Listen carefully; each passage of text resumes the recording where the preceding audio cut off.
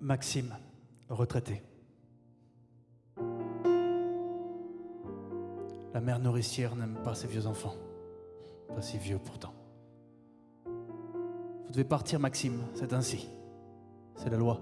Bon, elle ne l'a pas dit comme ça, mais c'est ce que ça voulait dire. Je suis trop vieux pour rester son enfant. D'autres vont venir, plus alertes, plus capables. Je dois céder ma place. Vous étiez un bon élément. C'est ce qu'elle a dit. Il vous reste de belles années devant vous. Des années. Les bronches rongées par la dioxine. Je respire mal. Pourquoi partir? Tant qu'à faire, quitte à étouffer. Toute ma vie est ici, rien connu d'autre. Depuis l'âge de 14 ans, rien connu d'autre. Et ça m'allait très bien comme ça. Bon, très bien peut-être pas, mais ça m'allait. Même les bronches bouffaient par la dioxine. Alors tant qu'à faire. Pourquoi partir, quitte à crever? Nous vous regretterons. Elle a dit ça à la mère. Qu'elle me regretterait. Moi, elle ne le pensait pas. Moi, je ne le prends pas contre moi. La mère n'aime pas les vieux enfants. J'ai passé l'âge. C'est ce que ça voulait dire.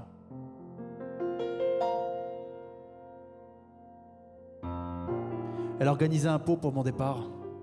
Un mauvais champagne, quelques miettes salées, le tout supposé fêter les belles années. Derrière et devant, les belles années.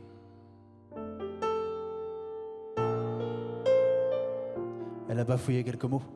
Vous étiez un très bon élément. Il vous reste de belles années devant vous. Je suis resté seul dans un coin de la pièce. Les autres parlaient entre eux. C'était pas un très bon moment. Je me sentais seul comme un chien. De belles années devant vous. Je retournais ça dans ma tête. Mais personne m'attend chez moi. On peut pas dire de belles années devant vous. On peut pas dire ça.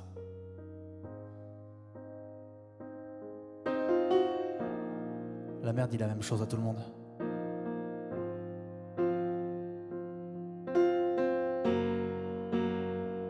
Chaque fois.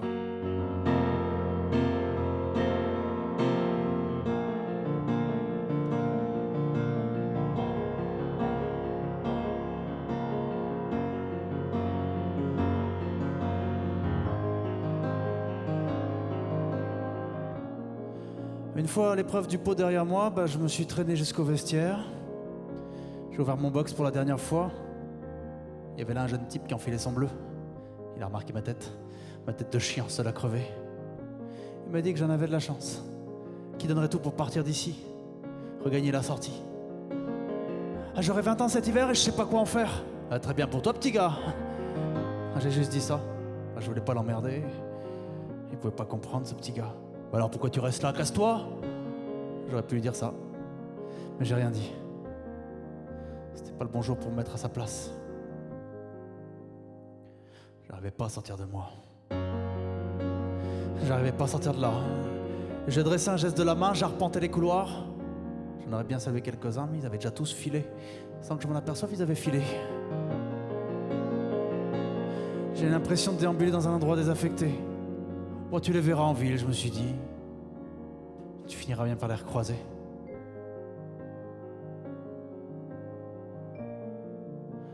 Je suis rentré.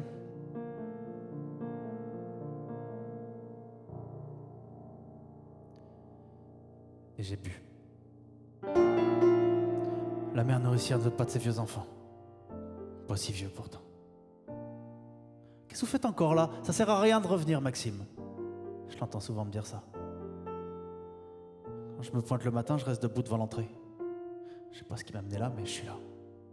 Rentrez chez vous, Maxime, c'est fini pour vous. Son amabilité doucereuse finit toujours plus ou moins par se draper dans un tissu rêche.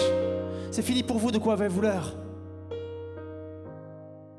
Je lis ça aussi dans les yeux des autres. Lorsqu'ils arrivent à 7 heures et qu'ils me trouvent là.